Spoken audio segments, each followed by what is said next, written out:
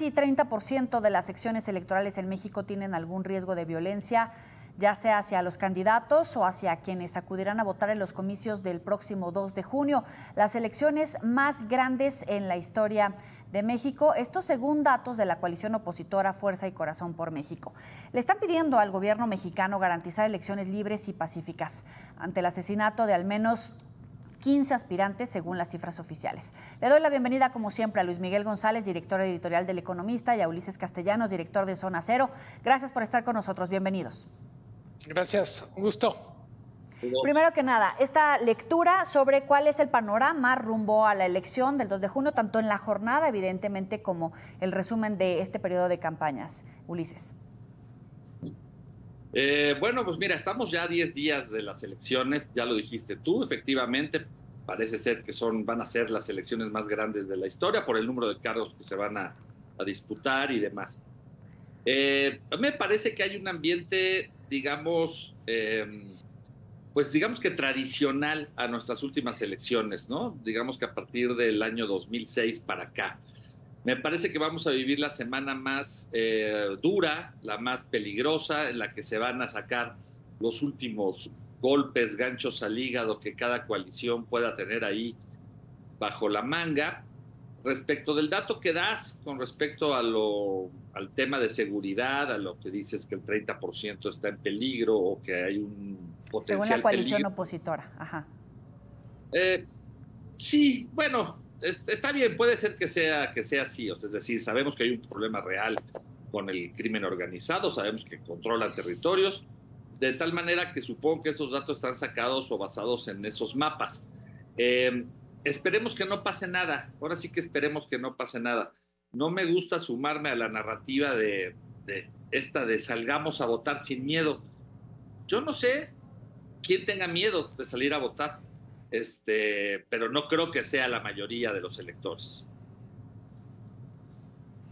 ¿Cómo ves tú la jornada, Luis Miguel? Porque incluso debatíamos, ¿no?, si realmente es un hecho focalizado la violencia en algunos municipios que no ponen en riesgo la elección a nivel estatal, como lo platicábamos, o si efectivamente la elección en un estado se puede poner en jaque, como incluso algunos magistrados han advertido que corren el riesgo, por ejemplo, Chiapas, evidentemente, Zacatecas, Michoacán. A ver, yo quiero hacer eco de lo que dice Ulises.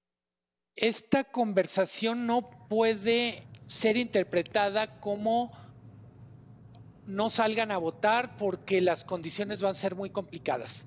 Yo me gustaría decir, por favor, vayan a votar. Yo diría, es un derecho, es una obligación.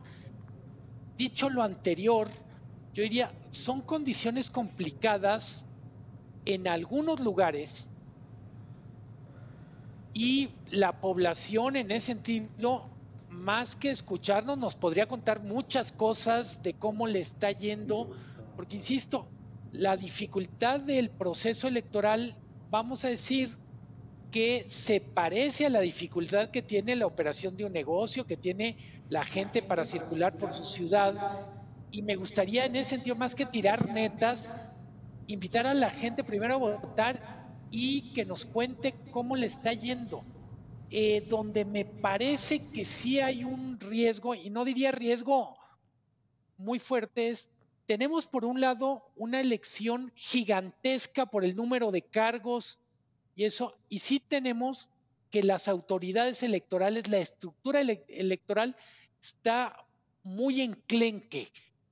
Me refiero, ha habido muchas renuncias en el Instituto Electoral, hay muchos organismos estatales que están prácticamente en números rojos, cuando menos en 4 estados, que no tienen dinero normal. Tenemos el tema de los tribunales electorales.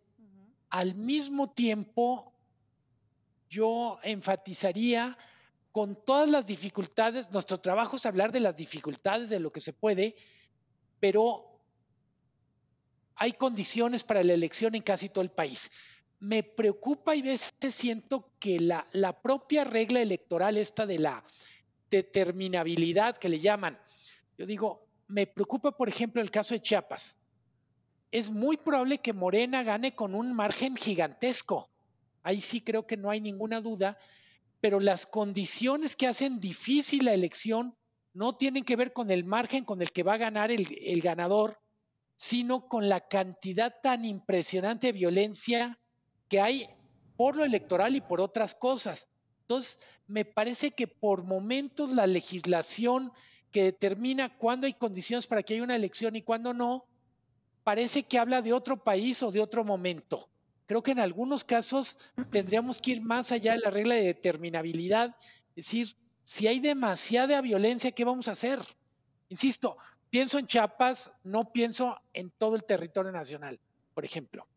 Claro, pero es un buen ejercicio ver todos los ángulos que están complicando el desarrollo de una jornada tan importante, porque el caso de Chiapas evidentemente están afectados en este momento por la violencia, pero hemos visto la renuncia masiva de funcionarios, no solamente en Zacatecas, que hoy precisamente pues ya es noticia a 9, 10 días de la elección, debido a que ¿quién va a contar? ¿Dónde están las personas encargadas de capacitar los funcionarios de casilla, los que van a contar los votos, que de verdad exista transparencia y confianza en las autoridades de los que van a llenar cada uno de estos formatos, y a la hora del cómputo que no lleguemos al escenario de voto por voto, casilla por casilla? Son elementos que están complicando la jornada electoral, pero también te lo planteo a ti, Ulises, o sea, ¿ves ese escenario que realmente se está atendiendo como es medido? Porque se habla mucho de bajos salarios de estos funcionarios, pero pues también qué se ha hecho para recomponer la situación, y si lo que se está haciendo está dando resultados para que todos hablemos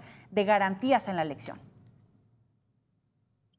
Mira, me estoy enterando contigo del asunto de Zacatecas. En cualquier caso, supongo que el INE tendrá que ver la manera de subsanar esas fallas o esas faltas.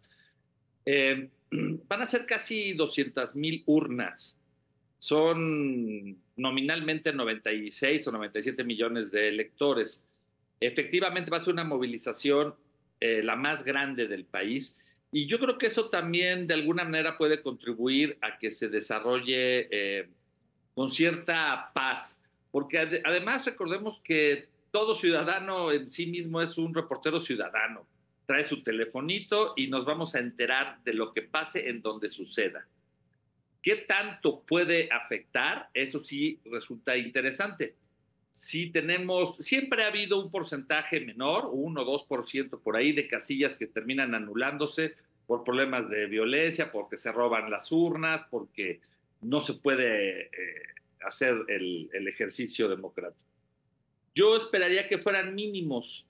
Tengo la impresión de que, aunque sean 2 o 3 casos, los vamos a ver como si fuese una elección absolutamente desestabilizada, ¿sabes? Va a haber intereses políticos que ese mismo día van a desatar, digamos, que la amplificación de cualquier cosa que suceda, como si estuviera afectando a toda la elección. Entonces, pero de uno y otro lado, ¿cierto? ¿O lo ves nada más de un lado? No, pues lo veo de cualquiera de los dos lados, pero veo más interesado en estos temas a los que pueden perder. Es decir, la coalición que vaya a perder o que sienta que va perdiendo es la que va a echar su resto esa tarde. Yo creo que debemos acudir a votar y a asistir como país a una elección que sea concurrida.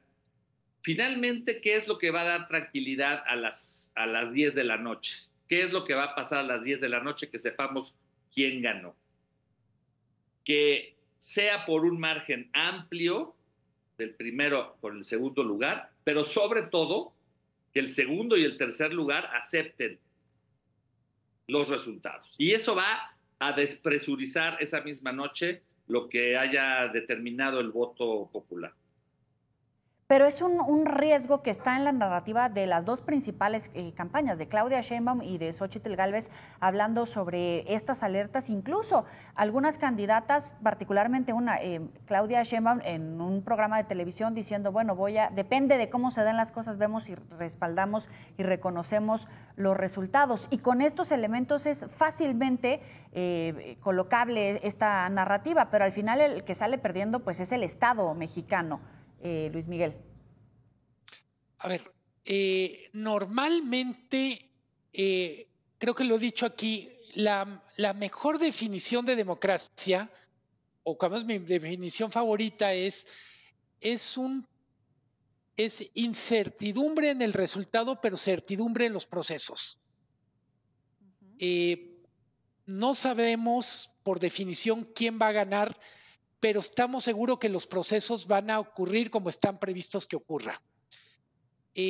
Cualquier cosa que le mete incertidumbre al proceso deteriora la calidad de nuestra democracia. ¿Qué le mete incertidumbre al proceso? Por ejemplo, renuncias masivas de funcionarios o de ciudadanos, porque no es, primero, es cierto que somos una democracia muy joven, pero son cosas que no habían pasado. Tiene mucha razón Ulises, hay que desconfiar de la crónica interesada en esto, pero también hay que confiar en muchísima gente que está tratando de hacer análisis independiente y prende señales de alerta. Me parece que hay un extremo donde dicen todo va a estar, digamos, muy mal, pero también esa narrativa se encuentra o topa con pared cuando dice el presidente, todo está muy bien, complicados eran mis tiempos, esto es casi fresa. Decir, por ejemplo, es que no hubo problema en la manifestación del domingo y eso es prueba de que somos una democracia muy sólida. Hombre, necesitamos más cosas como esa a lo largo de todo el proceso para poder decir somos una democracia muy sólida. Cada proceso electoral pone a prueba nuestra democracia, no porque sea de pasar con 10 o reprobar, pero qué tan adaptada están los nuevos tiempos. Creo que es la elección en donde hay más incertidumbre, por ejemplo, sobre la presencia del crimen organizado como factor que está tratando de influir. Bien. Creo que una cosa que inhibe eso es que participemos. Por eso el mensaje es hay que participar para acabar con todos los fantasmas. Claro. Y con ese llamado nos quedamos. Vamos a hacer la pausa aquí en Mesa de Periodistas. Ya volvemos. Mesa de Periodistas. Estábamos hablando de la importancia de conocer las historias, los testimonios de zonas que pues están señaladas y marcadas por los eventos de violencia electoral que se ha registrado durante la campaña y las alertas, evidentemente, el día de la elección del 2 de junio. Y quiero sumar a esta mesa a Isaín Mandujano, corresponsal en Chiapas de Proceso. Isaín, muchas gracias por estar con nosotros. Tenemos mucha expectativa por cómo se lee desde Chiapas la situación de inseguridad, de inestabilidad por la renuncia de funcionarios electorales, por las amenazas del crimen organizado, etcétera.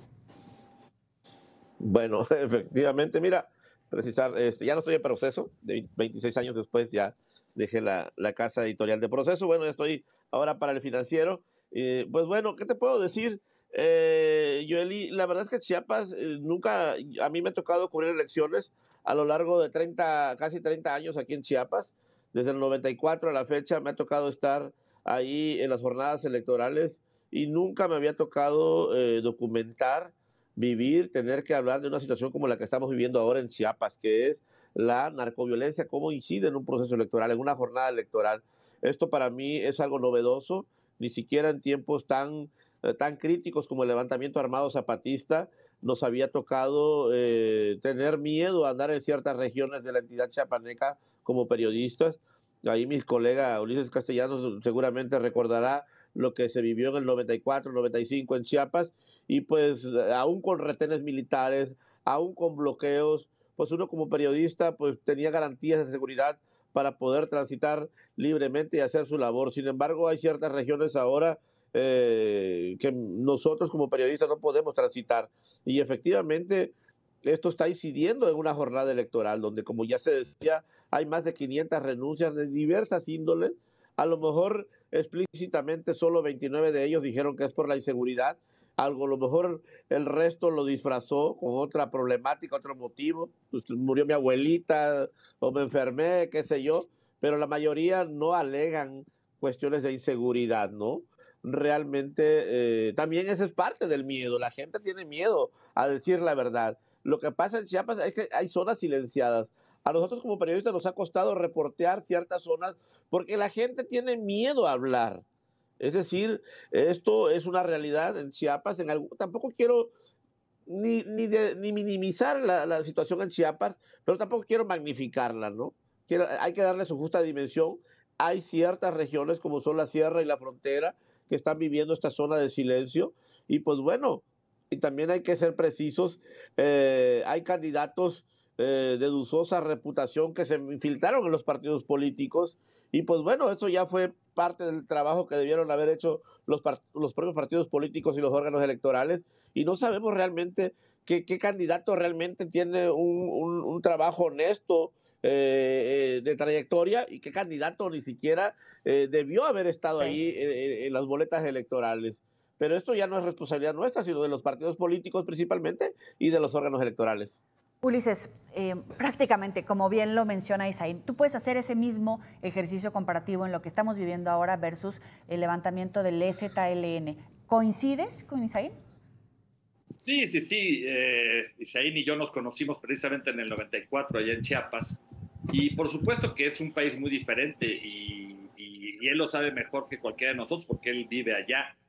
Pero hace 30 años, pues efectivamente, la situación en Chiapas era complicada con el ejército zapatista, era complicada con la presencia del ejército. Si acaso me acuerdo que era tenso ir a pueblos como donde están los chamulas, porque no te dejaban tomar imágenes, eran cosas de gustos y costumbres, pero nada que ver con la contaminación que ahora le ha pegado a Chiapas del resto del país con el tema del crimen organizado.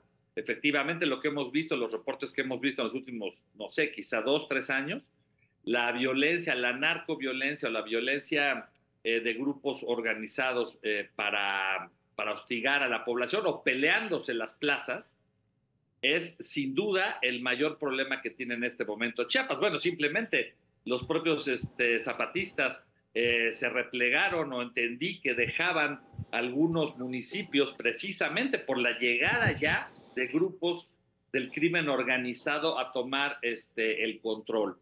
Entonces, me imagino que va a ser una jornada difícil. Coincido ahí con Luis Miguel, él lo dijo desde el principio de esta mesa, que Chiapas podría ser el lugar con el mayor peligro. Y por último, creo que el crimen organizado, si de alguna manera ha influido o ha presionado y ha obligado a estas renuncias o en otros casos han atentado contra candidatos, quiero suponer que ese jaloneo ya se dio y que el día de la elección no tiene sentido sacar las armas. Pienso que de alguna manera en estos meses han levantado su voz, o sea, han impuesto. Okay. Y la jornada tendrá que ser una jornada, digamos, que transite normalmente. Ahora, si esto se sale de control o si otro grupo se siente desplazado por alguien que va a ganar, sí puede ser que lamentablemente tengamos casos de violencia. Sí. No lo deseo, por supuesto. Tú marcas, por ejemplo, lo que ha pasado en la campaña, lo que puede pasar el 2 de junio, pero medios extranjeros, particularmente de Gran Bretaña, de Estados Unidos, analistas como Edgardo Buscaglia, plantean este escenario. Más allá de lo que pueda pasar en la campaña o el día de la elección, lo que está en juego es la estabilidad democrática de México a futuro. Algunos plantean el riesgo de que haya un golpe de Estado inducido a través de grupos criminales o de grupos del narcotráfico y lo comparan con la situación que se vivió en Ecuador. Otros dicen que el verdadero riesgo es el poder que se le ha otorgado a las Fuerzas Armadas y que están penetradas también por grupos criminales. A mí me gusta esta mesa porque independientemente de nuestra visión política, siempre tratamos de acercarnos a un panorama real con la visión de México a futuro. ¿Cuál es tu lectura en este sentido, Luis Miguel? Me parece un poco irresponsable hablar de golpes de Estado como algo que esté muy cerca de ocurrir. Espero estar equivocado, pero yo por lo pronto diría que no es un golpe de Estado el riesgo. Cuando veíamos lo que pasó en Ecuador, decíamos, bueno, hay ciertas cosas que nos recuerdan, pero es otro país, es otra historia, es otra circunstancia. Yo lo que sí insistiría, lo decía al principio, me parece que la legislación electoral fue hecha en otro contexto, decía muy bien Ulises, suponiendo que yo también coincido, es muy probable que el 2 de junio sea mucho más tranquilo que los días previos, me atrevo a decir que los días posteriores, pero para evaluar la elección hay que evaluar el proceso completo, incluyendo las precampañas. Entonces, de repente pienso, por eso digo, me parece un poco absurdo decir el único criterio de anulación es que no se hayan podido instalar, creo que 25% de las casillas, pero eso va a ocurrir si el margen por el que el resultado separa el primero del segundo lugar es 5%. ¿Qué pasa en un estado donde la violencia ya determinó quién compite y quién no compite y el resultado de lo que ocurre el 2 de junio no hace sino legitimar una serie de barbaridades que ocurrieron antes? Esa parte me parece que no está prevista por la ley. Espero que el tribunal tenga la apertura, el buen criterio para incorporarlo. ¿Cómo se ve desde estados afectados a ese nivel como Chiapas, Isaín? Mira, sí, también como te decía hace rato, no quiero minimizar los hechos de violencia, tampoco magnificarlos. El presidente de pronto dice que los medios somos los responsables de que esto se magnifica, lo ha dicho muchas veces en la mañanera, que somos sensacionalistas, amarillistas, nos dicen otros por ahí. La verdad es que nosotros como periodistas solo documentamos lo que pasa en Chiapas, no queremos más tragedia. También es más chamba para nosotros, o sea, porque además nos pone en riesgo nosotros no invocamos la narcoviolencia, porque también la narcoviolencia nos afecta a nosotros como periodistas. Hay autocensura, hay, la gente cree que los periodistas a veces nos vanagloriamos de esto o nos alegramos con esto, para nada, al contrario, nos preocupa, porque a lo largo de 24 años, más de 170, 80 colegas periodistas han sido asesinados. Hablamos de los colegas asesinados, pero pocas veces hablamos de los colegas desaparecidos, que suman ya como 30, 35 colegas desaparecidos. Y pocas veces hablamos de los colegas desaparecidos. Y hablamos de los asesinados y podemos hablar de los desaparecidos, pero pocas veces hablamos de los colegas desplazados o exiliados. Tenemos colegas que se han tenido que mover a diferentes regiones del país, que se han ido a Sudamérica, Norteamérica, Europa, y nosotros como periodistas no queremos eso para nosotros. Entonces realmente la violencia y la narcoviolencia nos preocupa y nos ocupa en Chiapas y esperemos que al final, como dice aquí nuestro compañero, al final de cuentas yo creo que podría parecer de pronto más show de violencia durante este proceso y que el día de la jornada electoral nada pase. Podría pasar, ¿no? Podría pasar. Sí. Y lo que ya hemos documentado en Chiapas es que finalmente a la mera hora, pues tanto esperar la violencia, pues no pasa nada. Entonces, también yo creo que tenemos que ser como más optimistas y no esperar que esto se vaya a desbordar. La verdad es que sí estar preparados para cualquier escenario, pero tampoco estar como invocándolo y esperando que esto vaya a ser una tragedia, ¿no? Ulises, lejos evidentemente de la situación de vinculación narco-política como Colombia, evidentemente como Ecuador, como Nicaragua, como Ecuador, incluso como mencionaban algunos expertos. Sí, yo lo veo muy lejos. Mira, es obvio que tenemos un gravísimo problema de presencia del crimen organizado. Es decir, si cualquier estado que menciones, puedes mencionar un grupo criminal. Tamaulipas, Sinaloa, Michoacán, siempre va a aparecer que ahí hay un grupo que domina. Independientemente de que ya llevamos 20, 25 años con este problema, me parece que todavía el Estado mexicano, la Sedena, Guardia Nacional y Marina son infinitamente más grandes y más fuertes que el crimen organizado. El Estado no está rebasado. El Estado está arrinconado, lo retan, está presionado. Sí. Pero en ningún caso, por lo menos a lo que se refiere el gobierno federal o los gobiernos estatales, ellos tienen todavía un muy amplio margen de control de lo que pasa en sus estados. El problema es más complicado para las presidencias municipales, más de los que están cerca de los personajes que controlan ahí. Entonces, a mí me parece que en este caso, una elección federal, una elección con una participación de millones de mexicanos, va a demostrar que el Estado puede organizar unas elecciones y que, por supuesto, puede haber incidentes. Pero la proporcionalidad me parece que será baja. Para anular 25% de la elección serían 50,000 casillas.